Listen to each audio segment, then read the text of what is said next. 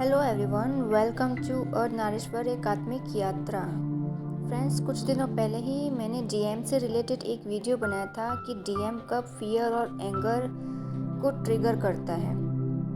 तो आज के इस वीडियो में भी उसी टॉपिक पे बात होगी कि फियर और एंगर को लेके, पर फैमिली हमें किस तरीके से फियर और एंगर को ट्रिगर करती है।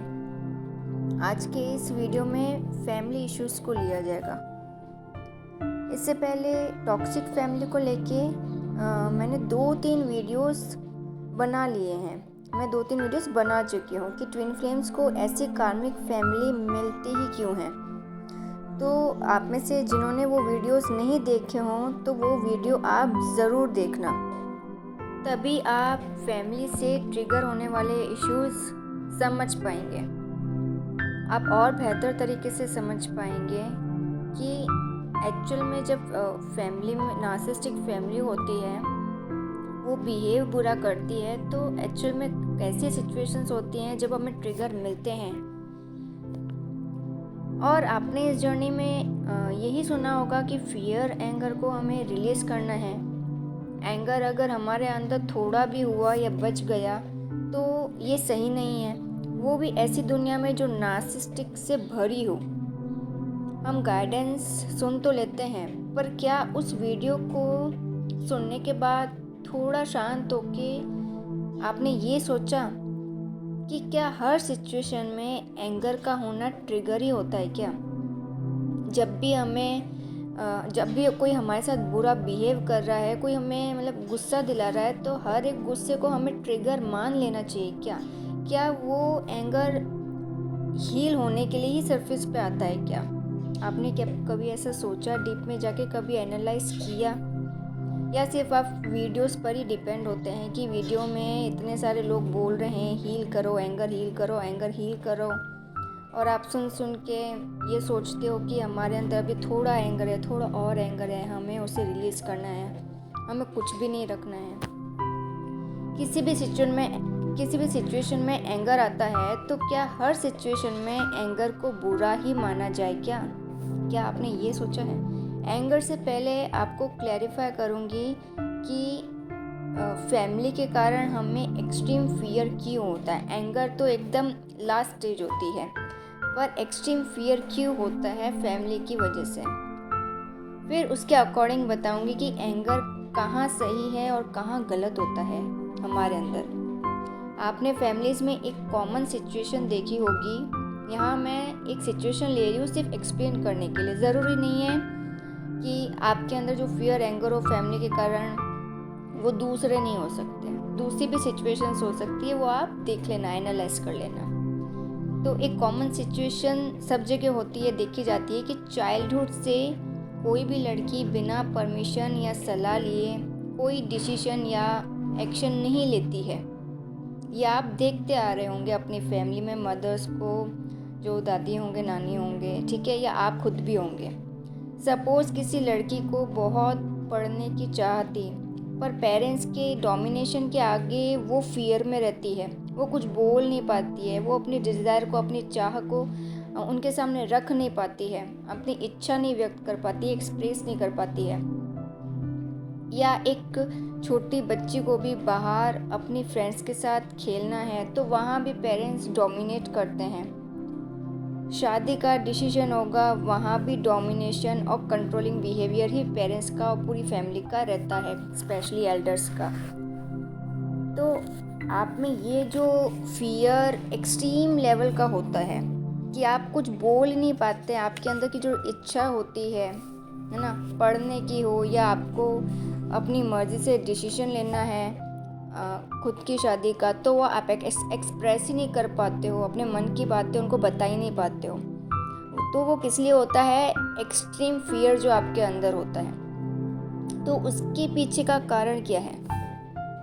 तो उसके पीछे का कारण है फैमिली का कंट्रोलिंग बिहेवियर, स्पेशली पेरेंट्स का एक दमित जीवन जीने को मजबूर कर देना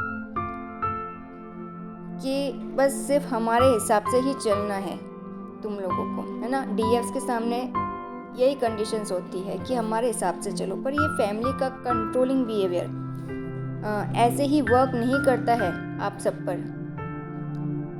आप इजीली कंट्रोल भी कैसे हो जाते हो, क्यों हो जाते हो?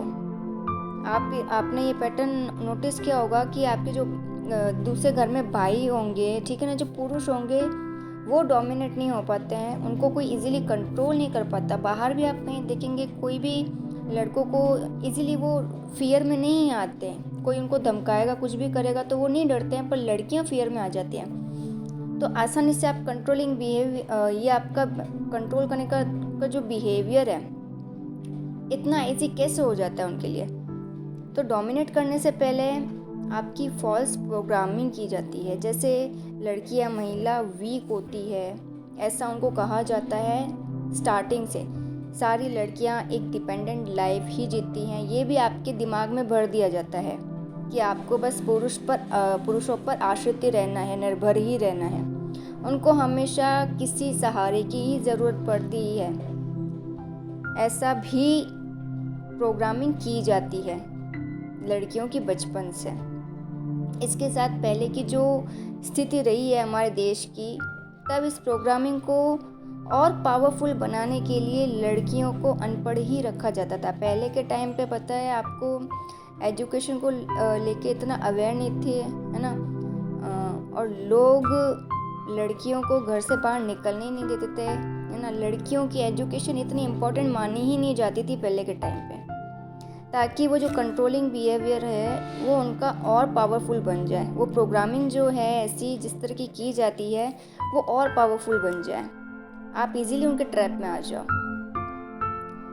तो उनसे शिक्षा का हक ही छीन लिया जाता था कि पढ़ी लिखी ही नहीं होगी तो इसे डोमिनेट होना ही पड़ेगा, या हमारे लिए आसान होगा इसे डोमिनेट करना। तो होता भी यही आ रहा है कि एक पैटर्न में आप गौर करोगे तो जो पढ़ी लिखी नहीं है महिला, जैसे आपकी दादी या मम्मी, तो उन्होंने अपनी लाइफ दूसरों के कंट्रोल में रहकर ही जी होती है, या ज़िंदगी के महत्वपूर्ण फैसले भी उन्होंने खुद नहीं लिए होते हैं। हर चीज़ उन्होंने आपके फादर से या दादा से पूछ कर ही की होगी, उतना आत्मविश्वास रहा ही नहीं होता है, तो वो हर काम फैसले परमिशन लेके ही करती हैं। ये परमिशन लेने वाला पैटर्न तो लगभग सारी ही फैमिलीज में आप देखते होंगे।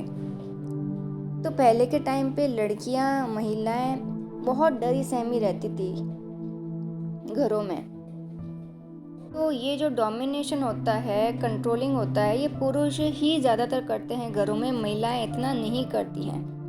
तो 20-25 सालों में ये फियर, मतलब जो एक प्रोग्रामिंग होती है जो आपको मतलब दिमाग में डाल दिया जाता है, फॉल्स प्रोग्रामिंग थॉट्स वगैरह की, कि आप वीक हो, आपको पुरुषों पर ही निर्भर रहना है ना, बिना पुरुषों के महिला कुछ नहीं कर सकती। तो ये जो प्रोग्रामिंग होती है और फियर होता है वो 20-25 सालों में बहुत स्ट्रॉन्ग हो जाता है। ये फियर, ये प्रोग्रामिंग, चाइल्डहुड प्रोग्रामिंग आपकी डीएनए, सबकॉन्शियस का पार्ट बन जाते हैं, डीप रूटेड होते हैं। और काफ़ी बार पेरेंट्स ऐसे मैकेनिज़्म यूज़ करते हैं ताकि बच्चा पूरा उनके कंट्रोल में आ जाए। जैसे बीच बीच में ना, अगर आप विरोध करते हो, है ना, सपोज किसी ने विरोध किया कि उसको ऐसे कंट्रोलिंग में रह के नहीं जीना, तो उस डोमिनेशन को, उस प्रोग्रामिंग को और ज़्यादा करने के लिए पेरेंट्स बीच बीच में फिजिकल थ्रेट्स देना या मेंटल टॉर्चर करना, ये सब होता है, जिससे कि फियर और स्ट्रॉन्ग हो जाए आपके अंदर का फियर ख़त्म ही ना हो, वो बढ़ता जाए बढ़ता जाए बढ़ता जाए। आप इतने सालों तक फियर में भी रहते हो और एक्सट्रीम पेन में भी, है ना, 20-25 साल हो जाते हैं। तो बहुत ज़्यादा ट्रॉमा जो होता है, पास्ट ट्रॉमा होता है, वो आपके अंदर इकट्ठा हो जाता है चक्रास में। तो दोनों ही इमोशंस सप्रेस्ड होते हैं। फिर कहीं ना कहीं जैसे आपको रियलाइज़ होता है कि अब और सहन नहीं हो रहा है, किसी एक स्टेज पे आके आपको महसूस होता है कि अब और नहीं सहा जा रहा है, टॉलरेट नहीं हो रहा है, बर्दाश्त नहीं हो रहा है, तो आपको मतलब अंदर का जो एंगर होता है वो ब्लास्ट हो जाता है, एक्सप्लोजिव हो जाता है। फाइनली वो एंगर आपके अंदर से निकल आता है, आप चीख पड़ते हो, आप गुस्सा करते हो, चिल्लाते हो उन लोगों पे। तो यहाँ एक पॉइंट अच्छे से समझिए कि ये जो एंगर होता है, जो एक्सप्लोड होता है, ब्लास्ट होता है ना आपके अंदर से, इस एंगर को किसी तरह का ट्रिगर मत समझिए। ये वो एंगर नहीं है जो आपके लिए नुकसानदायक हो, या इस एंगर को हील करना, मतलब आप सोचो कि इसे रिलीज़ करना है, हील करना है वगैरह वगैरह। नहीं, ये ट्रिगर के लिए नहीं है। ट्रिगर नहीं मिलता है इस एंगर से। जब आपके सामने ऐसी सिचुएशन हो कि आपको फैमिली से कोई मेंटली टॉर्चर किए जा रहा है, मारपीट हो रही है, ब्लैकमेल किया जा रहा है या धमकाया जा रहा है, वहाँ पे आपका जो एंगर निकलता है वो एक मीडियम होता है आपको प्रोटेक्ट करने के लिए, गार्ड करने के लिए, ताकि आप फाइट बैक कर सको अगेंस्ट नार्सिज्म।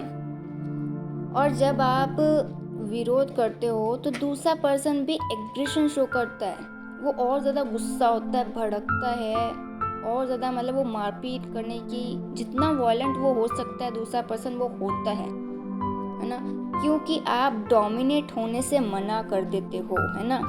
जैसे एक नार्सिसिस्टिक का ईगो बहुत गंदे तरीके से टूटता है, बहुत उसके अहंकार को बहुत चोट लगती है। अपने ईगो और डेविल पावर को प्रोटेक्ट करने के लिए वो पर्सन एग्रेसिव होता है।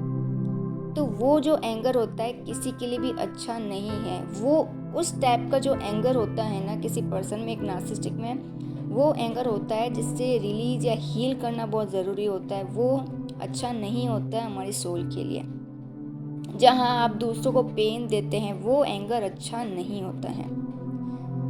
साइकोलॉजिकल पॉइंट ऑफ व्यू से एंगर का होना बहुत ज़रूरी होता है हर इंसान के अंदर। जो एक्सट्रीम ट्रॉमा, इमोशनल पेन हमने 20-25 सालों तक सप्रेस कर रखा होता है, वो एंगर के फॉर्म में ही डिस्चार्ज होता है। अगर आप कभी एक्सप्लोजिव रहे हों तो आपने ये महसूस किया होगा कि बहुत गुस्सा निकालने के बाद, है ना, आप स्ट्रेस फ्री हो जाते हो, काम हो जाते हो, मन को बहुत हल्का महसूस कर पाते हो।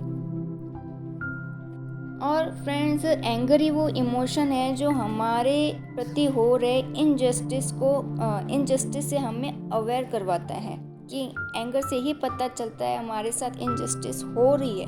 जब आप इंसल्ट फील करते हैं, डिसरेस्पेक्ट फील करते हैं या कहीं आपके अधिकार छीने जा रहे हैं, तो यही एंगर रियलाइज़ करवाता है कि ये मेरे साथ अच्छा नहीं हो रहा है, ना होना चाहिए। और एंगर से दूसरे पर्सन को ये भी मैसेज आता है कि फ्यूचर में वो आपका एडवांटेज नहीं ले सकता है। फ्रेंड्स, पास्ट ट्रॉमा से बाहर आने के दो ही वे होते हैं, एक तो पर्जिंग, दूसरा एंगर। बट अगर आप सिर्फ रोते ही रहेंगे तो वो वीकनेस की कैटेगरी में आ जाएगा, सब आपको वीक ही समझेंगे। कभी कभी एंगर भी ज़रूरी होता है ताकि नार्सिसिस्टिक को अलर्ट मिल जाए कि ऐसा बिहेवियर आपके लिए एक्सेप्टेबल नहीं है। जैसे आपने नारियल देखा है ना, नारियल के का अंदर वाला जो पार्ट होता है, जिस फ्रूट को हम खाते हैं, वो कितना सॉफ्ट होता है ना, कितना स्वीट होता है। और नारियल के बाहर की जो शील्ड होती है वो कितनी हार्ड होती है, टफ होती है। वो शील्ड क्यों होती है? वो उस अंदर के फ्रूट को, सॉफ्ट पार्ट को प्रोटेक्ट करने के लिए होती है, ताकि वो ख़राब ना हो। तो इस जर्नी में आपको ऐसे ही रहना है नार्सिसिस्टिक या सबके सामने। अंदर से आपको वही पीस की एनर्जी को मेंटेन करके रखना है। अंदर का पीस कहीं नहीं जाता है, डगमगाता नहीं है। आप ये मत सोचिए कि हम एंगर होते रहेंगे नार्सिसिस्टिक के सामने, हम थोड़ा सा एंगर शो करते हैं, चिल्लाते हैं तो नहीं, हमारे अंदर के पीस पे कोई फ़र्क पड़ेगा? कोई फ़र्क नहीं पड़ता है। आप अंदर से पीस में रहिए। और ये जो एंगर आप नार्सिसिस्टिक के आगे शो करते हैं बीच बीच में अपनी जर्नी में, है ना, जब वो बाउंड्रीज क्रॉस कर जाते हैं, तो यही वो एंगर होता है। वो नारियल के शील्ड की तरह, है ना, वर्क करता है। जैसे वो नारियल के बाहर का हार्ड पार्ट होता है ना, वो उसका एक शील्ड होता है, उसको प्रोटेक्ट करता है। वैसे आपका एंगर होगा ये जो आपको प्रोटेक्ट करेगा, ताकि किसी की हिम्मत ना हो दोबारा कि आपका एडवांटेज ले, आपके पीस का वो फ़ायदा उठाए कि ये तो बहुत शांत किस्म का है, शांत रहने वाला है।